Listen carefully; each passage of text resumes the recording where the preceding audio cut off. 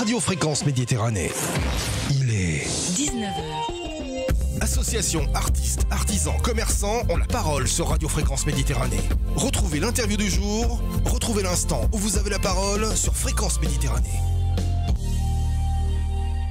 Eh bien, bonsoir tout le monde. On se retrouve donc dans les studios de Radio Fréquence Méditerranée ici à Menton, en compagnie de Jean-Luc qui est derrière la régie, puis surtout avec 4 invités importants ce soir. Le premier, il est en face de moi, monsieur Alexandre Moix. Bonsoir. Bonsoir. On n'entend pas très fort. Alors, je me rapproche du micro. Voilà, là c'est beaucoup mieux. Bonsoir. En plus, tu as une très belle voix, donc il faut qu'on l'entende quand même. Voilà, juste à côté, on a notre ami Bernard Laboureau, qu'on connaît déjà bien ici, parce qu'il vient de temps en temps nous parler de ses livres, nous parler de Charles-Édouard, nous parler de Menton et de son métier. Ça va? Bonsoir, est-ce que j'ai une belle voix comme bien sûr, Alexandre? bien sûr. Ça passe. Même pas entamé, parfait. Merci. Voilà. Et juste derrière, on a le fans club, là, les deux girls qui sont là, avec Molly, deux blondes, il y a Molly, et puis juste à côté, il y a, j'ai encore oublié, Sophie. Je vais y arriver. Voilà, donc on remercie tout le monde d'être là ce soir. C'est une émission un petit peu improvisée, hein, on a fait ça vraiment très très rapidement, parce qu'en fait, elle n'était pas spatialement prévue, mais sous l'initiative de notre ami Bernard et de Molly aussi, bien entendu, vous avez fait venir tous les deux, donc Alexandre, et je vais te laisser en parler d'ailleurs, puisque tu connais bien l'histoire, puisque c'est toi qui es à l'origine de tout ça. En quelques mots, simplement, c'est l'association Les Amis de Charles-Édouard et de Luna qui ont décidé de faire venir Alexandre. Pour parler d'un film qu'il vient de réaliser, qu'il a présenté, je crois, au Festival de Cannes au mois de mai dernier, hein, dans la rubrique L'œil d'or, je crois, c'est ça? Ciné classique. Cannes classique, pardon. Voilà.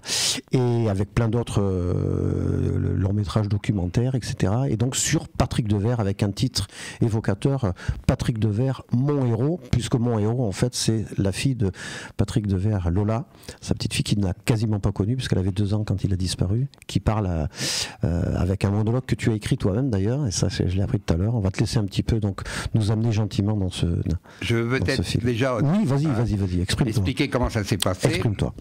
À un moment sur Facebook, j'ai vu qu'il y avait un film qui passait sur Devers. Oui. J'ai contacté Alexandre et je lui ai dit que j'avais rencontré Devers. Et à partir de là, on a discuté ensemble, on a partagé des mots, et j'ai décidé avec Molly qu'il allait venir à Menton pour présenter ce film. Oui, parce que si tu n'avais pas décidé, si vous n'avez pas eu cette idée commune tous les deux, en fait, on ne serait pas ici ce soir pour parler du film d'Alexandre. Le film serait sorti quand même, mais malheureusement, nous à Menton, on n'en aurait peut-être pas vraiment su autant que ce soir. C'est notre association, dont Charles-Édouard, qui fait venir Alexandre. Et toi, tu as tout de suite dit oui alors? Oh bah oui. Bah oui, moi j'aime bien.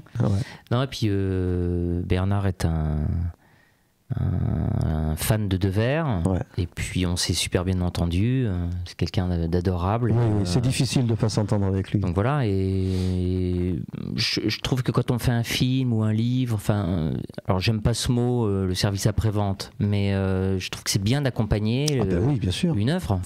Donc j'ai fait un film et c'est toujours agréable. Moi j'ai toujours aimé aller dans des projection où il y avait le réalisateur ou l'acteur qui racontait un petit peu les intentions qu'il avait, le backstage un peu, et puis de raconter le film, et c'est toujours intéressant, il y a plein d'anecdotes.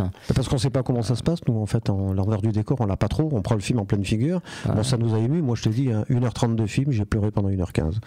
Et puis bon, ça permet, le film est passé sur France 5 en prime time, mais ça permet aussi aux gens qui n'ont pas vu le film de venir le présenter, qu'ils le voient, et puis il y a aussi quelque chose d'important, c'est que de le voir dans une salle, c'est quand même différent. Même si à la télé, il rend bien, parce qu'on a l'impression, comme c'est un film assez intime sur Patrick Devers, on a l'impression de l'avoir... J'ai une amie qui m'a dit, je l'ai vu en salle, et je l'ai vu à la télé, j'ai adoré à la télé chez moi, parce que du coup, j'avais vraiment Patrick Devers pour moi toute seule. Mais je trouve qu'en salle, c'est super agréable. Et là, la salle de Menton, dans la petite chapelle, là, est super. J'étais assez étonné du son, de la sono qui était plutôt super correcte. C'était sympathique. Par contre, donc, moi, la première question qui me vient, et c'est ce qui nous intéresse un peu à nous tous les auditeurs, et puis aux gens qui sont autour de la table aussi, c'est qu'il y a un travail de documentation qui est monumental. C'est mon travail. Non, mais certainement. Mais je veux dire, il faut le dire parce que il a fallu ressortir des vieilles cassettes avec des interviews de Patrick. Ça n'a peut-être pas été simple parce que des fois le son doit être assez inaudible sur certaines cassettes. Ouais, alors c'est un gros travail. Alors déjà, il y a beaucoup d'extraits de films. Il y a 16 minutes d'extraits de films. Donc les films les plus iconiques. Série Noire, Coup de tête, Du poulet, Préparez-vous mouchoir, enfin voilà, il y en a beaucoup, Un mauvais fils, etc. Et puis après, c'est l'art du documentaire, c'est vraiment un puzzle, c'est-à-dire d'essayer de raconter une histoire avec des images déjà existantes. Donc des images qui ne nous appartiennent pas. Donc des extraits de films, des images d'archives, mais aussi des images que j'ai tournées, et de mélanger tout ça pour construire un vrai récit. Et moi, je considère le documentaire un peu comme une chasse au trésor. J'essaye à chaque fois d'aller chercher des trucs, d'aller chercher des choses qui n'ont jamais été vues ou entendues. Et là, j'ai eu l'idée, en fait, parce que moi, j'ai été journaliste aussi dans le passé. J'ai interviewé plein de gens connus, Alain Corneau et compagnie. Et à chaque fois, j'enregistrais, moi, sur des cassettes. D'accord. Pour après faire mes articles. Et je me suis dit qu'à l'époque, les journalistes avaient certainement dû faire la même chose avec Patrick Devers. D'accord. Donc j'ai appelé Marc Esposito, qui était au magazine Première à l'époque, et Bernard Alès du magazine Ciné Revue de l'époque, parce que j'avais vu que c'était eux qui avaient vraiment fait les plus belles interviews avec Devers, les plus intéressantes. D'accord. Et je les ai appelés, je leur ai demandé si à tout hasard ils n'avaient pas des cassettes. Et eux-mêmes ne savaient pas, en fait. Je les ai un petit peu forcés. Ça remonte à 40 ans quand même, ça va très vite. Plus. Oui, mais oui, puisque c'était avant sa disparition. Presque 50 ans, pour certaines interviews. Et contre toute attente, ils ont un peu cherché chez eux. Ils ont découvert effectivement qu'ils avaient des cassettes audio avec marqué Patrick Devers dessus. Et ils me les ont envoyées. Et en fait, c'était extraordinaire. C'est que j'ai entendu Patrick Devers en off. C'est-à-dire tout ce qui n'est pas retenu dans l'interview finale. Et Patrick Devers racontant lui-même sa famille. Toutes les blessures qu'il avait traversées. Sa mère, etc. Comme quoi il déteste sa mère. Et qui nous permettent de comprendre un petit peu mieux ce personnage d'écorché vif, c'est l'image qu'il a donnée en tout cas à tout le monde, et qui explique peut-être une partie de sa disparition. Enfin, le film l'explique même complètement. Oui, parce que voilà, pour les auditeurs qui ne sauraient pas, c'est Lola. J'ai demandé à Lola Devers, donc sa fille, donc elle avait 2 ans et demi quand il s'est suicidé, il y a 40 ans, et ce film est une sorte de lettre d'amour d'une fille qui n'a pas connu son père. Elle raconte son père, elle l'interroge, elle le bouscule, elle va révéler des choses terrifiantes qui expliquent qui était finalement Patrick Devers. Donc elle raconte que Patrick Devers était un enfant abusé pendant toute son enfance, adolescence, qu'on l'a forcé à être acteur alors qu'il ne voulait pas, qu'il était spolié, c'est-à-dire que les parents utilisaient l'argent. Voilà, les parents à l'époque, il n'y avait pas de protection des enfants mineurs acteurs, donc ils empochaient tout l'argent, ils achetaient des maisons avec. Et c'est les gamins en plus qui rénovaient le week-end. Et surtout aussi que Patrick Devers n'avait pas le même père que tous ses autres frères et sœurs. Et qu'il ne le savait même pas. Il ne le savait pas. Elle lui a juste dit un jour, elle lui a balancé le nom. Il a voulu voir une photo, elle a dit qu'elle n'avait pas de photo, et en fait elle en avait qui est planquée dans des tiroirs, et elle les a même publiées. Elle en a publié une quelques années après que Devers soit foutu en l'air dans un livre de souvenirs sur son fils. Donc tout ça cumulé a fait que en fait, la vie de Patrick Devers était une sorte de goulot d'étranglement qui n'a pu conduire qu'à ce geste fatal, en fait. Ouais, mais ce que j'ai beaucoup aimé dans le film, c'est qu'en fait, beaucoup plus qu'un film documentaire, on le prend presque déjà parce qu'il a le même timing qu'un film, un long métrage 90 normal, minutes, à peu près. Et en fait, on a vraiment l'impression que il y a des musiques qui ont été spécifiquement composées pour le film, c'est ce que tu m'as dit en venant ici. Et en fait, on a l'impression de voir un long métrage avec un fil rouge qui est donc Lola qui fait un monologue très très bien écrit, je me permets de te le dire aussi, c'est très très très émouvant ce qu'elle dit dans ce film, et on apprend aussi que c'est pratiquement au moment de sa majorité, à 18 ans, qu'elle a enfin pu voir les films de son père, parce que du temps où elle était chez sa maman à chaque fois qu'il y avait un film qui passait à la télé, elle coupait la télé. Alors, c'est terrible ça. J'ai effectivement écrit le texte, mais je ne l'ai pas inventé. C'est-à-dire que Lola, je la connais depuis une vingtaine d'années, je connais son phrasé, je sais vraiment comment elle parle, je connais ses expressions. T'as l'impression que c'est des mots qui sortent Ah oui, et puis bon, elle les a validés, hein, oui, bah forcément. Évidemment, oui. Elle m'a fait enlever deux, trois trucs par-ci par-là, ce qui est normal, et notamment le nom du violeur. Je n'avais pas envie de le dire de toute manière, donc on le devine. Et du coup, je me suis mis dans ses chaussures en fait à Lola. J'ai chaussé la même pointure qu'elle pendant un an. C'est bien. T'as le souci du détail. J'ai mis ses escarpins. Mais voilà, en fait, et puis comme je la connais vraiment bien, c'est une copine depuis très longtemps et elle me parlait très souvent de son père et donc je sais ce qu'elle sait, je sais ce qu'elle sait pas aussi. Donc il a fallu aussi aller chercher des petites choses biographiques que moi je connaissais et que Lola connaissait mais par ouï dire.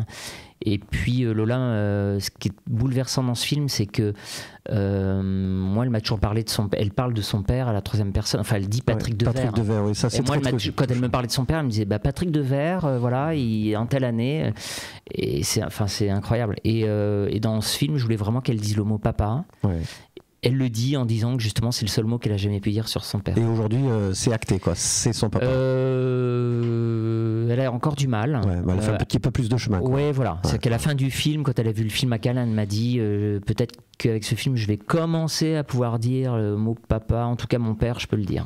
Mais c'est-à-dire ce qui doit être vraiment troublant pour elle en plus, c'est que c'est arrivé malheureusement à pas mal de gens de perdre leur papa ou de ne pas l'avoir connu pour X raison que ce soit, et encore pire quand c'est une disparition. Mais c'est-à-dire que comme c'est un personnage qui était très public et tellement attachant, parce que je pense que la France entière, pour ne pas dire le monde entier, a aimé Patrick Devers. C'était difficile de passer à côté d'un acteur comme ça. Bernard le Premier d'ailleurs. Voilà. Et elle avait l'impression finalement que son père appartenait peut-être plus à tout le monde qu'à elle. Oui, même, surtout qu'elle ne l'a pas connu. Ah ben moi, c'est ça qu'on sent dans le film aussi. Oui, et longtemps elle m'a dit mais moi je suis pas légitime pour parler de mon père. Et plein de fois elle m'a dit mais en fait tu connais mieux mon père que moi. Et ça parfois ça la trouble que des gens connaissent mieux son père qu'elle. C'est toujours. Oui, parce qu'elle a eu du mal. Enfin, je sais pas si aujourd'hui elle a peut-être vu tous les films qu'il avait fait maintenant. Elle s'est pas rattrapée complètement. Ouais. Il y a des films qu'elle a pas vus et qu'elle veut pas voir. Étonnamment, Les Valseuses, je crois qu'elle a pas vu. Ouais. Elle a du mal parce que elle m'avait dit que quand elle était gamine.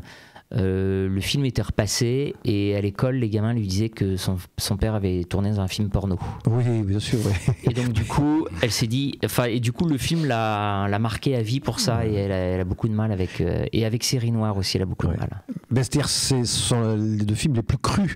Le premier est cru parce que vraiment c'est de l'image brutale qui d'ailleurs a fait un peu scandale à l'époque. En 74 on était loin des largesses d'aujourd'hui. Et Série Noire par contre parce qu'il est brut de décoffrage. Il y a des scènes où quand il dit pauvre connard là, qui se tape la tête sur le capot de sa voiture, il n'a pas fait appel à un cascadeur. Non. Il a été plongé lui-même la tête la première dans la vitre, il a failli s'assommer complètement. Forcément, il est plus vrai que nature. Là, on peut difficilement faire. Tous ces films sont crus en fait. C'est ça, toutes les scènes où il s'excite. Hôtel des Amériques de André Deschinet est un film assez et presque, je crois, plus glauque, on va dire, plus triste que Série Noire. Oui. C'est un film qui est parce qu'il est encore plus profond en fait, parce qu'il exporte pas vraiment ses sentiments complètement. Il y en a un qui a dû être difficile aussi, parce qu'on a vu pas mal d'images dans le film. Moi j'aime beaucoup ce film, F comme Fairbanks. Oui. En plus c'est un film qu'il a tourné après sa séparation de Miu Miu, qui a été son grand amour, hein, faut pas se cacher.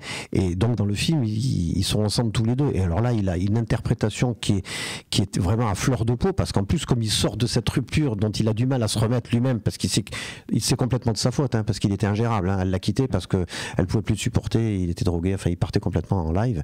Il s'est drogué après. Oui, mais il était ingérable du jour au lendemain. Enfin, on sentait vraiment que c'était plus une blessure, c'était un cratère qui se faisait et elle avait du mal à supporter.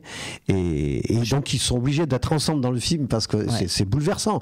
Parce qu'il y a des scènes, quand les scènes où vraiment ils ont des engueulades notoires, elles sont grandioses. Ah oui, il faisait pas du tout semblant là. Ouais. Alors déjà je pense que ça devait être très dur pour une femme de vivre avec Patrick Devers. Sûrement. Ouais. Il paraît que les artistes sont compliqués, tu sais, la femme de Poulvord dirait la même chose, je pense. Je pense aussi. Et dans F comme Fairbanks, oui, c'est assez dramatique parce que du coup, Donc ils sont séparés, je crois que c'est 1 an après. Donc elle était assez récemment avec Julien Clerc. Oui. Et donc ils finissaient chaque jour du tournage avec Julien Clerc qui venait chercher Miu Miu. Ouais, lui c'était insupportable pour lui. Et c'était juste insupportable. Et un jour, Devers a été au plus bas. Et il y avait un piano qui traînait sur le tournage. Et il s'est mis au piano et il a improvisé un truc. Et le réalisateur, Maurice de Kufson, entend ça et dit mais elle est géniale cette musique, qui c'est qui joue? Et il y a un mec qui lui dit va voir, je crois que c'est Patrick Devers, parce qu'il était très bon pianiste. Oui, il jouait très bien le piano. Et ça a fait la musique du film. D'accord. En fait, il a dit, mais on va garder cette musique, et en fait c'est la musique du film. D'accord. Voilà. Ça je savais pas. Et c'est juste la musique qu'il avait interprétée comme ça, ça lui est venu comme ça. Un soir, après le tournage, il a vu Miu Miu se barrer avec Julien Clerc. Et c'est marrant parce que Julien Clerc, il n'y a pas longtemps, avait avoué que Devers lui avait foutu son poing sur la tronche. Exactement, ouais. Et ils sont devenus amis par la suite, parce qu'après il lui a dit il faudrait quand même que tu fasses une thérapie pour calmer un petit peu cette excitation, cette espèce de violence qui existe en toi. Et en fait il a dit si tu veux, je veux bien qu'on en parle ensemble, mais posément autour d'un bon petit verre. Et après finalement il a reconnu quand même que c'était quelqu'un de bien, mais il était tellement entier que...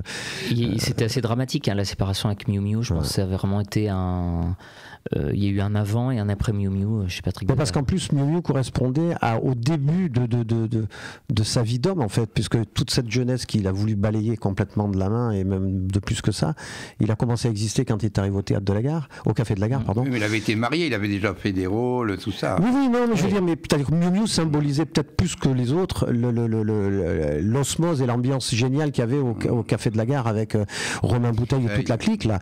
Et en fait, le jour où ça s'est parti, il a eu l'impression que ça s'est brisé complètement. Et pourtant, il n'a pas eu le coup de foudre. Parce qu'en fait, Miu Miu était la petite copine de Coluche. Donc c'est Coluche qui a ramené en fait la petite copine, qui l'a suivie, et c'était Miu Miu. Les autres étaient déjà au Café de la Gare. Et Devers n'a pas eu du tout le coup de foudre pour Miu Miu.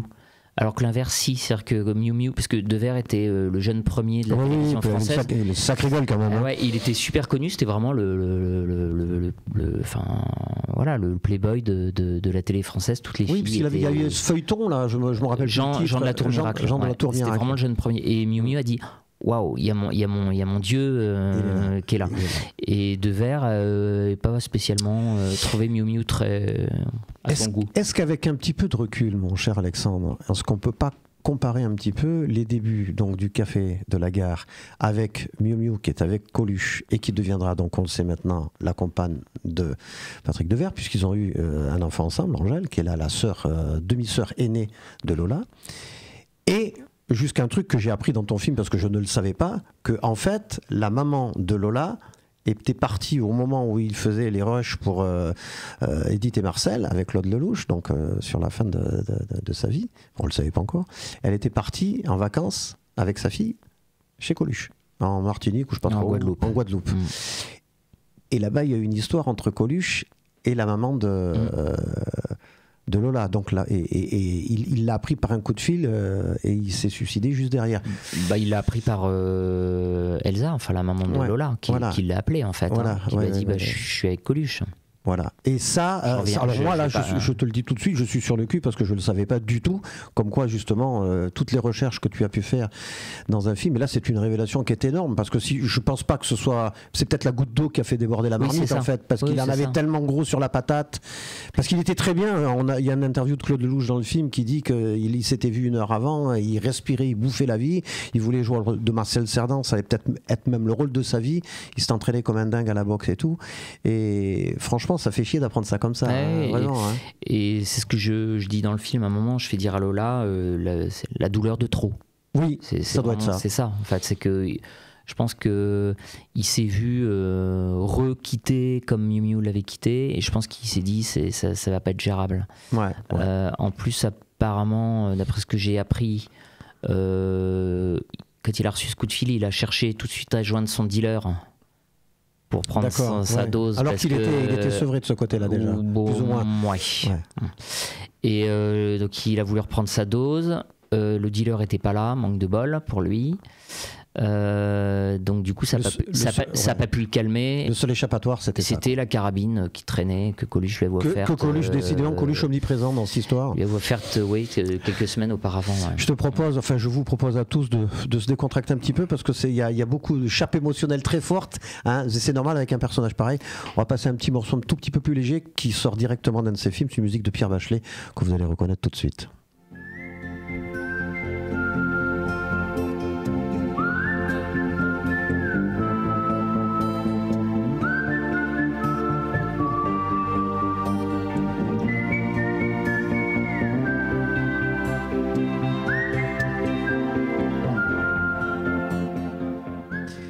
Tout à l'heure, quand je regardais le film, j'étais sur les côtés, là, un petit peu à l'écart. Je regardais le film et je me disais, quand même, j'étais en train de préparer l'émission dans ma tête, et je me disais, est-ce que je vais réussir à tenir toute cette émission sans verser une larme?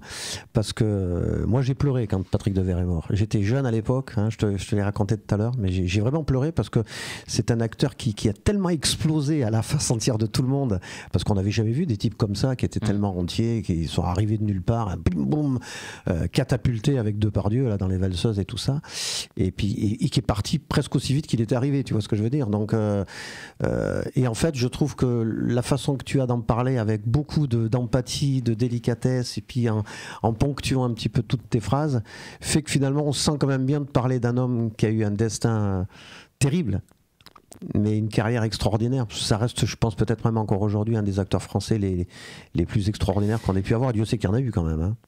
Ouais, et puis c'est vrai que il a vraiment marqué beaucoup de gens, parce que là, le film, quand il est passé sur France 5 en prime, il a fait 1,4 million de téléspectateurs. C'est énorme. Ce qui est énorme. Le record de France 5 peut-être aujourd'hui. C'est le record de France 5 pour un doc. Ah ben sûr, ça fait plaisir. Et je me dis que voilà, c'est Patrick Devers en fait. Ouais. Et Les Valseuses derrière, donc le film est passé juste derrière, a été suivi par plus de 600 000 téléspectateurs. Donc un film à 23 heures, c'est énorme. Donc il a un capital sympathique qui est assez incroyable. C'est-à-dire qu'en plus il avait une bonne gueule, il avait tout pour lui ce garçon, quoi. Il avait le talent, il avait la fraîcheur, il avait la beauté, parce que c'était quand même un super beau mec aussi, quoi. Je veux dire, et donc, puis après, bon voilà, il est mort à 35 ans, comme voilà, ça l'a figé à tout jamais, comme James Dean. Donc il a pas eu le temps, il a pas eu le temps de décevoir non plus. C'est ça. Et celle-là, ça l'a figé dans une jeunesse éternelle qui du coup parle à... C'est une sorte de fantasme humain d'être aussi libre, insoumis, révolté, romantique, drôle. Enfin, il a tout, je trouve. Ah ben il avait toute la palette d'acteurs, même quand il n'était pas encore acteur. En fait, on a même du mal à comprendre qu'il voulait pas être acteur quand il était jeune, parce qu'il était déjà tellement acteur. Mais c'est quelqu'un qui était fatigué en fait. Son rêve était de faire de la musique. Ouais. Et il y a un jour quelqu'un qui lui a dit, je crois que c'est Serge Rousseau, son agent, que j'avais bien connu aussi à l'époque, et qui lui avait dit un jour Patrick Devers vient le voir et lui dit mais j'en ai marre, je vais arrêter ce métier, j'en ai ras le bol. Et Serge Rousseau lui dit mais tu te rends compte, t'es au sommet, enfin t'es jeune, ça fait 10 ans que t'as commencé à peine. Et il lui dit non, ça fait pas 10 ans en fait, ça fait 30 ans que je fais ce métier. Il a commencé à l'âge de 5 ans, Patrick Devers. Oui. Et donc, en fait, il n'en pouvait plus. Il était las. Il voulait faire autre chose. Son rêve, c'était la musique. Oui, il était très très bon pianiste, hein, puisque quand on le voit dans Beau-Père jouer du piano, tu nous expliquais que la musique donc de F comme Fairbanks, le thème c'était lui, de manière improvisée, mais au début quand il joue du piano sur une musique de Philippe Sard, qui était quand même assez complexe, avec ce monologue complètement déchirant et cher à Bertrand Blier, qui sait toujours trouver les mots qu'il faut. Si vous n'avez pas vu le film, regardez ne serait-ce que l'introduction du film, vous allez tout de suite comprendre l'ambiance dans laquelle on est. Moi, c'est un film extraordinaire, Beau-Père, qui est pourtant un sujet un peu scabreux, il faut le reconnaître, on pourrait plus le faire aujourd'hui. Qui passerait plus aujourd'hui. Mais alors le début du film, quand il parle des retardataires de l'affection avec le couple d'amoureux qui reste à 2h du matin, enfin, moi je trouve ça génial. Ça annonçait la couleur. J'aimerais qu'on revienne un petit peu aussi, Bernard, puisque tu es quand même à l'origine de la présence de notre ami Alexandre ce soir ici, nous dire que toi tu as une petite histoire commune avec Patrick Devers, et c'est ce qui t'a donné envie justement de faire venir aujourd'hui Alexandre par le biais de parce que je l'ai rencontré en juin 82. En quelques mots, j'étais en Dordogne, j'étais éleveur de chèvres et je commençais à écrire, et j'avais écrit un sujet où il y avait beaucoup de blessures, et moi quand je voyais Patrick Devers, tu sentais que c'était pour lui, je ne ressentais pas l'auteur, l'acteur, je ressentais une émotion, une violence, et ça ressemblait un petit peu à moi et au premier livre que j'avais lu dans ma vie. C'était L'étranger de Camus.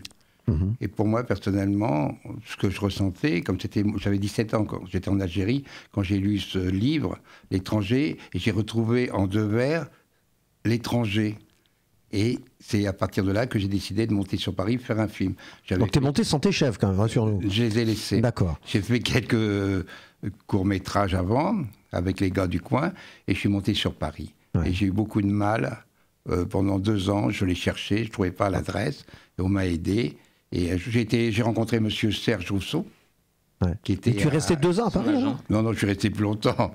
Parce que je devais travailler, je devais envoyer la pension aux enfants. Mais tu as fait quoi de tes chers, alors ? Qui c'est qui s'en occupe ? Je les ai vendus depuis, il n'y a plus de fromage en Dordogne. Non, mais à l'époque, quand tu es parti sur Paris, je les ai vendus, ils sont partis. Ils sont partis, j'avais arrêté. Je suis sûr que Devers aurait voulu les récupérer dans son jardin. Oui, ça aurait été bien. Tu aurais dû l'appeler, peut-être qu'il serait descendu plus facilement pour te recevoir, parce que c'était un véritable épicurien, il aimait bien la nature aussi. Et là, bon, au bout de 2 ans, j'avais un monsieur qui s'appelait Lucien Soula, qui avait travaillé à Europe Numéro 1, qui avait beaucoup d'amis. Il m'a trouvé l'adresse à Impasse du Chemin Vert avec un pote à moi de Dordogne. C'est la même adresse où malheureusement il a mis fin au 13 là ? D'accord. Impasse du Chemin Vert. Alors je parle à mon copain, je dis on y va ? Il dit on y va. Et on y a été, je ne sais plus à quelle époque, mais presque fin juin. Et à partir de là, on est monté dans cette rue, cette impasse qui est à côté d'Alésia. D'accord. Et j'ai sonné 1 fois, 2 fois. J'aime pas trop déroger, parce que j'aime que les gens ont leur propre liberté. Mon pote qui était plus dur que moi, il dit « T'as vu là ? Il y a une bagnole, une Mercedes, ça doit être à lui. » Il a ressonné, plutôt lui que moi. Et d'un seul coup, la porte s'ouvre. Et Patrick Devers, et qui me regarde, dit « Bonjour ?» Je dis « Bonjour, monsieur Devers. » Il me fait « C'est pourquoi ? Ben, c'est pour vous donner un scénario. » Non, c'est pas ici. Il faut passer par mon agence, un média. Non. C'est à vous que je le donnais. Je connaissais un petit peu le passé, je sais qu'il n'était pas toujours facile, mais il m'a ouvert la porte d'une manière très gentille. Je suis rentré dans le jardin, je m'en souviendrai toujours. Comme je venais de la campagne, j'ai dit, tiens, ce jardin, il n'est pas trop travaillé. C'était un peu la forêt vierge, tout ça. J'ai tourné à droite, il y avait un pavillon. Je me souviens, je ne sais plus combien de marches, puis il y en avait 3, 4, 5 marches. Et il m'a fait entrer à gauche où il y avait un salon. On s'est assis dans le salon. Ce que j'ai remarqué aussi, c'est que les murs, il n'y avait pas de tableau. C'était un peu tristouné, c'était blanc. Et à un moment est passée une jeune femme avec un enfant. C'est plus tard que j'ai appris que c'était Lola. Alors bon, il faut être sincère, il était fatigué. Je lui ai parlé de mon scénario. En plus, maintenant, quand je vois qu'il voulait faire des choses beaucoup plus avec de comique, tout ça, j'ai même un peu honte parce que mon sujet était terrible. C'était un peu tendu quand même. Oui, c'est à juger. Maintenant que je vous dis, c'est pas ça que j'aurais dû lui apporter. Il aurait fallu que je retrouve quelque chose. Mais pour moi, il était cet homme et je lui ai apporté les scénarios, on a discuté, j'ai discuté, il m'a écouté, mais j'avais l'impression qu'il était déjà parti. Ouais. Après, il m'a raccompagné, il m'a dit au revoir, j'avais les larmes aux yeux, je lui ai dit au revoir et merci. Et on est parti. Et tu as pris 1 mois plus tard que... 1 mois, quand je suis arrivé à Menton. J'étais en vacances avec les enfants, sur la plage des Sablettes, que j'ai appris ça.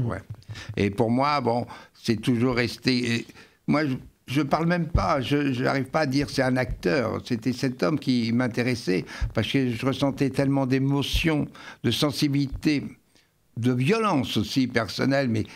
Moi, ça m'intéressait parce que j'avais ressenti des choses comme ça, peut-être que mes blessures, par rapport à...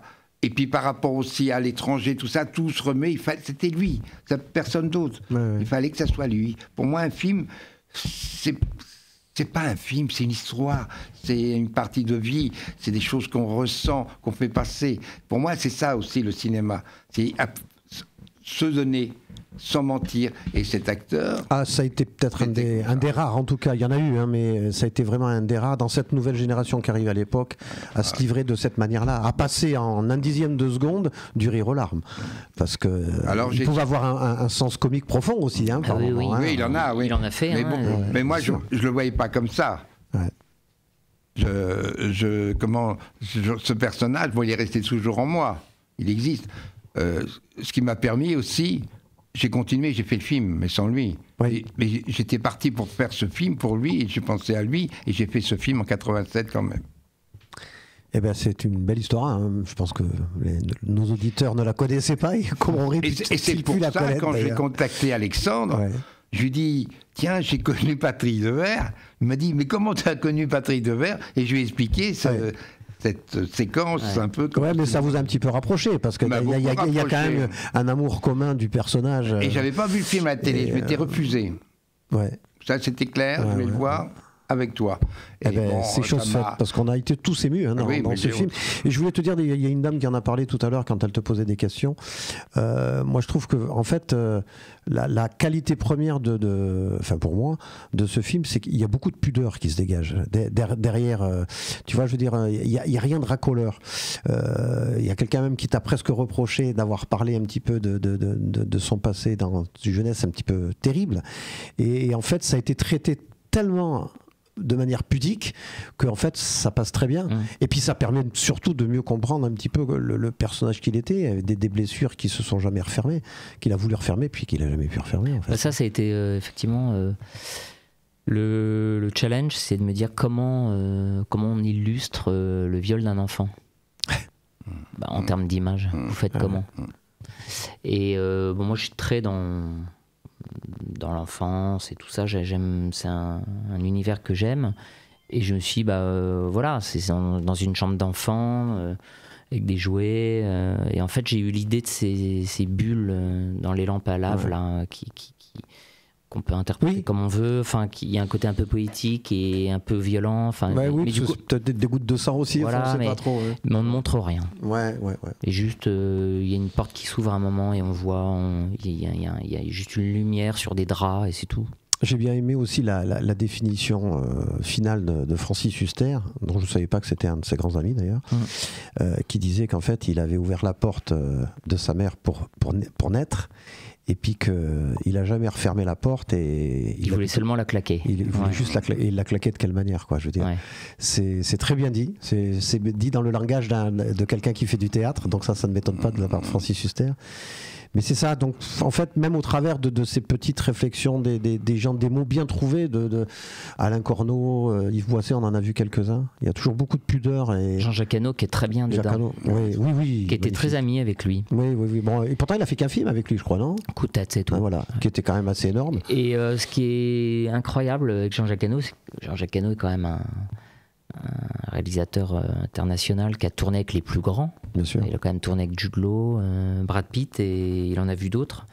Et il le dit dans le film, et il me l'a dit plusieurs fois, il place Patrick Devers au sommet, tout au sommet de l'échelle. Des gens qu'il a rencontrés, Dieu sait qu'il en a vu. Mais oui, mais enfin, c'est de toute façon le plus bel hommage qu'on pouvait lui rendre, parce que n'importe comment.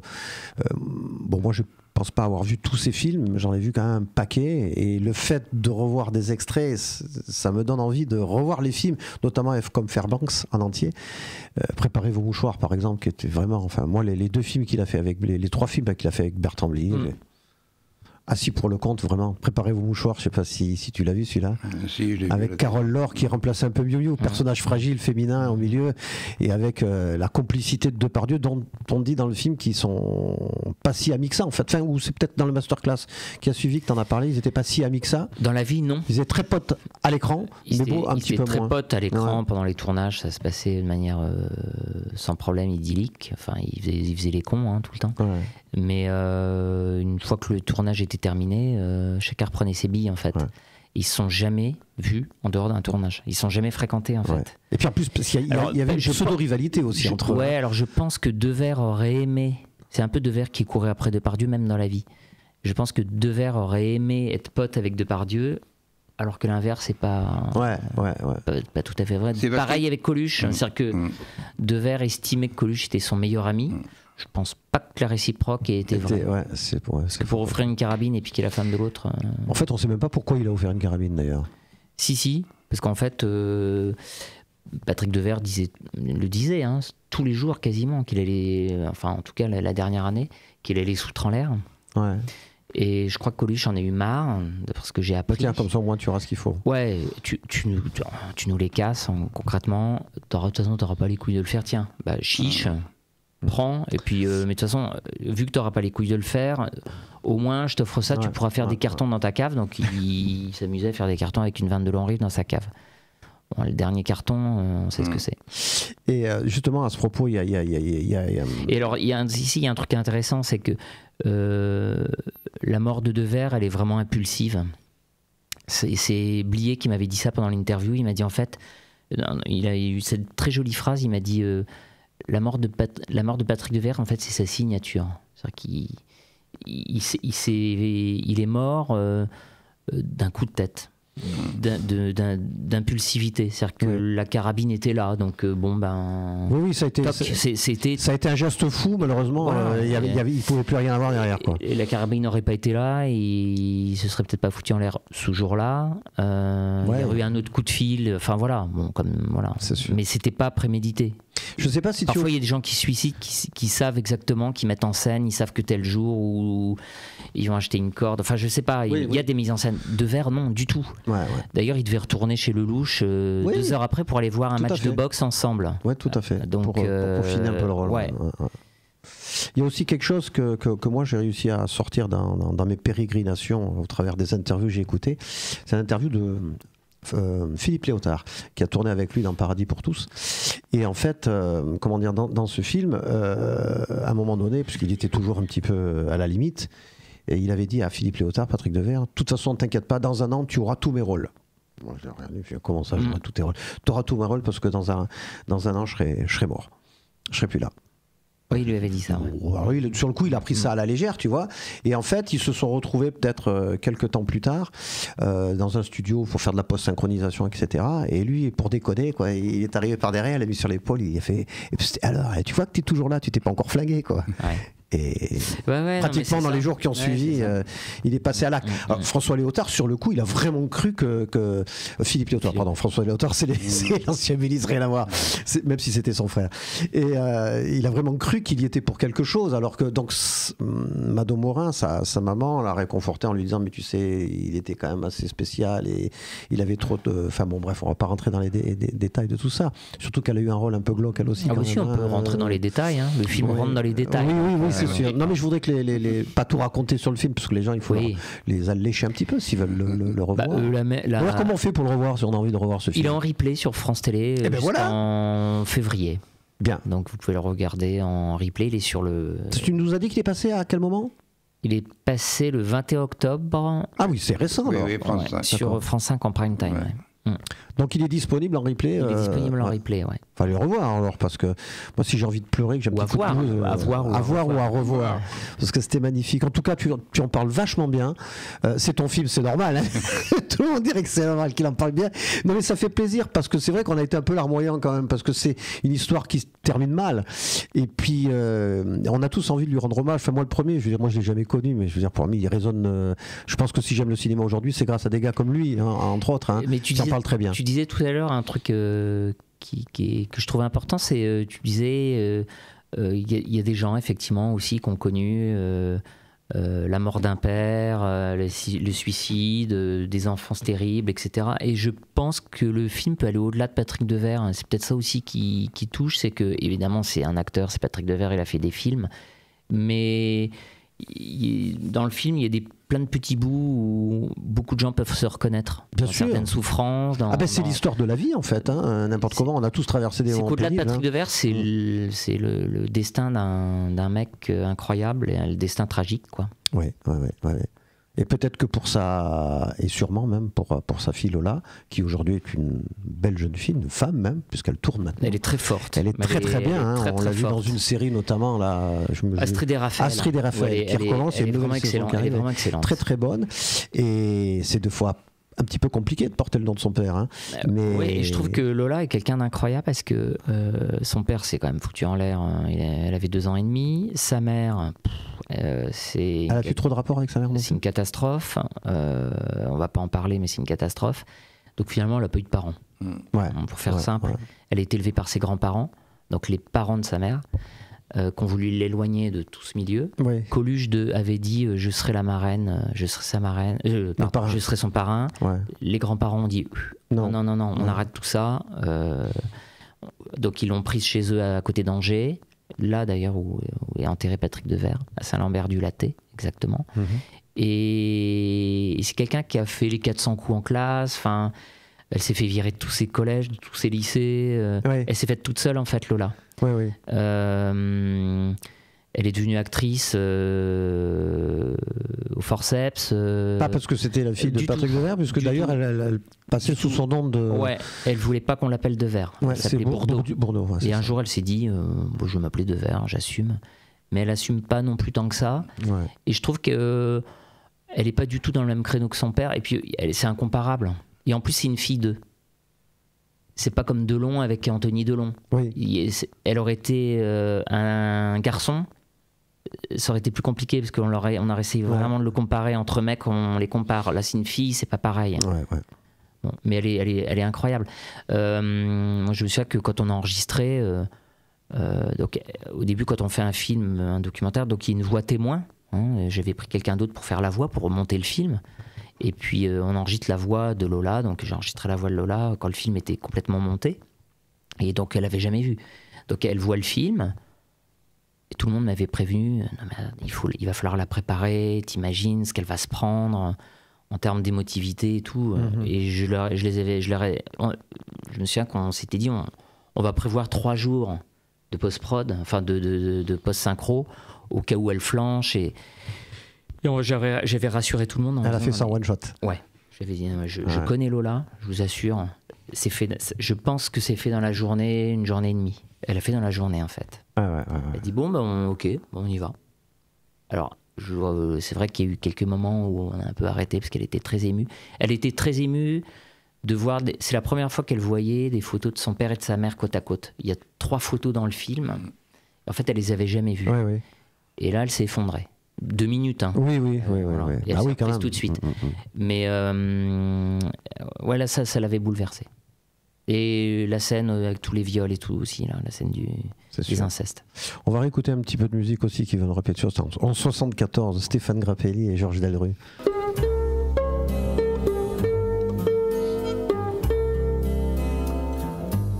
n'y a pas Delru.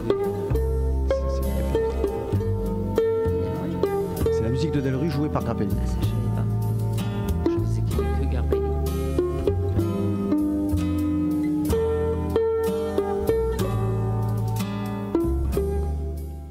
Les valseuses, 74. Ah ouais. Un coup de tonnerre dans le cinéma français, avec 3 lurons qui arrivent, une petite Miu frêle comme un bambou, et puis les 2 carcasses derrière, parce que c'est marrant d'ailleurs de revoir Depardieu quand il était jeune. Il était déjà costaud si tu veux, mais quand on le voit aujourd'hui, on a du mal à comprendre le laisser aller du garçon pour être dans un état pareil, physique. Enfin, je parle de ça parce que son talent est toujours intact, hein. Mais ils allaient bien ensemble tous les deux quand même. C'était quand même quelque chose. Moi, il y avait Jeanne Moreau aussi.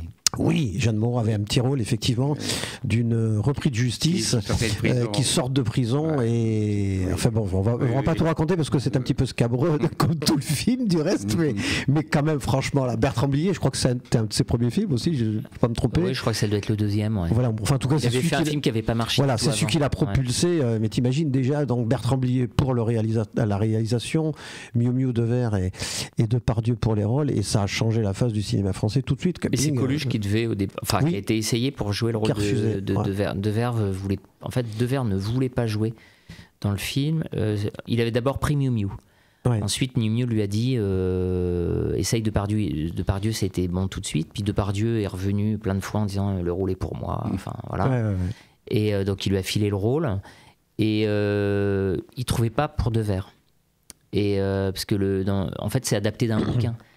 Et dans le bouquin, ces 2 personnages, il y a un bouquin qu'a écrit Bertrand Blier lui-même, bien sûr, c'est son histoire. Donc il y a le costaud, Depardieu, et il fallait un moins un mec un peu plus frêle derrière. Plus frêle. Et comme Devers avait la même carrure que Depardieu, ça allait pas du tout. Et du coup, il a essayé Coluche, ça allait pas du tout. Et puis Coluche était un mec à histoire, sans jeu de mots, mais avec des embrouilles. Et Miu lui a dit mais essaye quand même Devers. Et Devers voulait pas du tout. Il a dit non, je me vois pas faire un frêle. Et il lui fait quand même passer un essai. Et ça a été remarquable. Dans le film, je crois que tu dis, il s'est mis derrière. De toute façon, si je me mets légèrement derrière, on me verra moins. Voilà, il lui a proposé, il lui a dit, voilà, tu me mets un peu derrière tout le temps et ça fera le mec qui suit, quoi, le frêle. C'est vrai que c'est quand même Depardieu qui tire la mécanique parce qu'il il est juste énorme dans ce film, hein, franchement. Hein. Et c'est marrant parce qu'en fait, dans Tenue de soirée, c'est Devers qui devait faire le film. Et là, ils ont pris le petit frère. Et ils ont pris Michel Blanc. Ouais. Et quand on pense aux valseuses, on se dit que c'est exactement le genre de rôle de Michel Blanc tout à fait. Départ. À part qu'il est beaucoup plus costaud, bien sûr. Ouais, non, mais c'est tout à fait ça.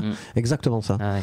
Mais c'est... Bon, tout à l'heure, tu vas parler de Michel Blanc. On en parlera, nous, la semaine prochaine avec l'équipe du Splendide dans notre spécial cinéma. On a fait 45 minutes sur un acteur extraordinaire que tu nous as permis de revoir et de revoir et d'y penser. Je pense que je vais rêver toute la nuit là, moi, parce que tu sais, ma femme va encore me poser plein de questions. Mais qu'est-ce qui se passe? Non, mais parce que moi, quand je vois des trucs qui m'émeuvent comme ça, j'ai du mal. Merci. Merci beaucoup parce qu'on ne se connaissait pas du tout. Non.